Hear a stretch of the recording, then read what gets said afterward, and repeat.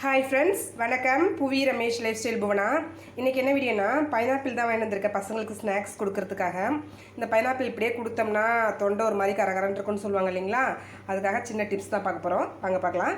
பைனாப்பிளை மேலே இருக்க தோல்லாம் சீவிட்டு இந்த மாதிரி சின்ன சின்னதாக கட் பண்ணி எடுத்து வச்சுருக்கேன்.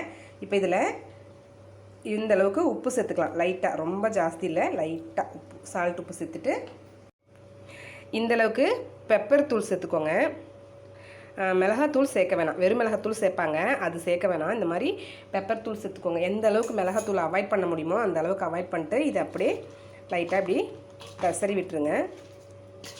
பெசரி விட்டு ஒரு 10 நிமிஷம் கழித்து அப்படியே லஞ்ச் பாக்ஸில் எடுத்து பேக் பண்ணிட்டோம்னா ஒரு மாதிரி தொண்டை விறுவிறுன்னு இருக்கும் இல்லைங்களா, அது மாதிரி இருக்காது. சாப்பிட்றதுக்கு நல்லா டேஸ்ட்டாக இருக்கும். இதேமாரி நீங்களும் ட்ரை பண்ணி பாருங்கள். இந்த வீடியோ உங்களுக்கு பிடிச்சிருந்துன்னா உங்கள் ஃப்ரெண்ட்ஸுங்களுக்கு ஷேர் பண்ணுங்கள். நன்றி.